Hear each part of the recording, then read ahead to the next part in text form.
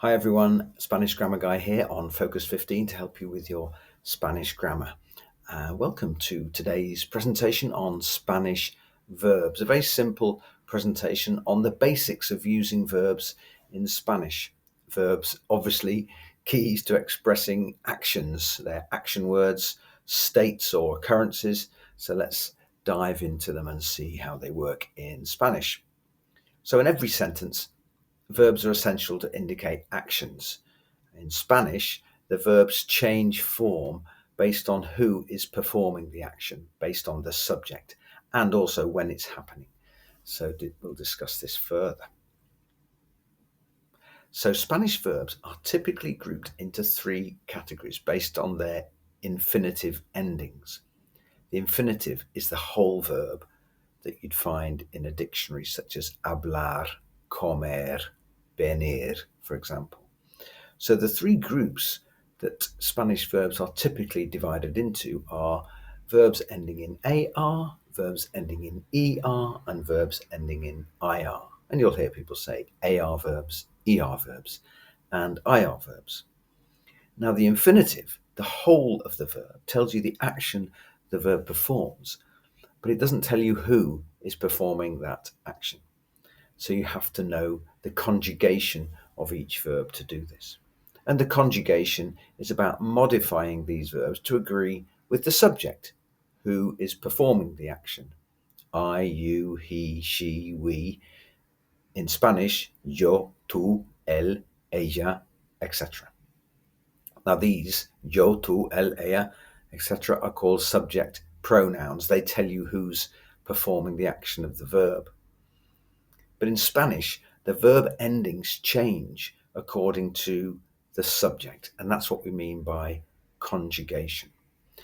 And it's possible to tell most of the time who the subject is simply by the ending of the verb alone, without even using the pronoun yo, tú, él, for example. But not in all cases. Sometimes you do have to use the pronoun. So let's take an example of the verb hablar, meaning to speak. In the present tense, yo hablo means I speak, where yo is obviously the subject pronoun and hablo is the conjugation of the verb according to the subject yo. Tú hablas, you speak, when we're speaking in the informal tú form, not the formal usted form. And the next one, él, ella, or usted habla, means he or she or you in the formal usted form, speaks. So here we have the changes in the verb endings to agree with the subject. And in Spanish, we have both regular verbs and irregular verbs. Now, the regular verbs have the same endings for each of those verbs. So the same endings for all regular AR verbs, the same endings for all regular ER verbs, etc., etc. But irregular verbs don't. They change and are a bit more difficult to learn. So let's first have a look at the endings of regular verbs. And they follow consistent patterns. Let's have a look at AR verbs, regular AR verbs. Now these have the following endings, which change according to the subject. So let's have a look at hablar. We have, as we've already seen, yo hablo, tú hablas, él, ella o usted habla, nosotros hablamos, vosotros habláis, and ellos, ellas, ustedes hablan. So what we notice here are the changes in the verb endings according to the subject. So when we see the word hablo, we know that that means yo hablo, because if you look here, there's only one example of hablo, and it's for yo. So it's always hablo means yo hablo, I speak. Tú hablas means you speak. So when we see hablas, we know that that refers to tú. However, when we get to the third person singular, habla, as we can see, that could be él, that could be ella, or that could be usted. So often we do have to use the pronoun él, ella, or usted just to make sure we clear up who habla refers to. And the same with hablan, because it could be ellos, ellas, or ustedes, as we see here. When we see hablamos, we know that that refers to nosotros. And when we see habláis, we know that that refers to vosotros. Okay, so that's AR verbs and the endings for them. Let's have a look at ER verbs with the verb comer. Yo como, tú comes, él, ella o usted come, nosotros comemos, vosotros coméis, ellos, ellas, ustedes comen. So we see the pattern of the endings for ER verbs there. And again, what we notice is the third person singular is the same, come, for él, ella, usted, and the third person plural, ellos, ellas, ustedes, is also the same, comen. So we have to make sure we know who the subject is when we put those in. So regular IR verbs, let's move on to those. They have the following endings. Let's have a look at the verb vivir. Yo vivo, tú vives, él, ella, usted vive, nosotros vivimos, vosotros vivís, ellos, ellas, ustedes viven. So have a look at these and try and remember where the accents are. They're on the subject pronouns tú and él, and on the conjugated verb for vosotros. For example, habláis, coméis, vivís, etc. We've looked at regular verbs AR, ER, IR.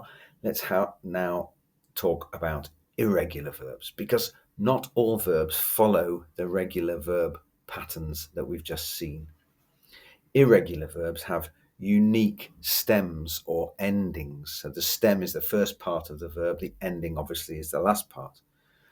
Let's take a typical example of an irregular verb that is commonly used. That would be ser, meaning to be. Yo soy, tú eres, él, ella, usted es, nosotros somos, vosotros sois, ellos, ellas, ustedes son.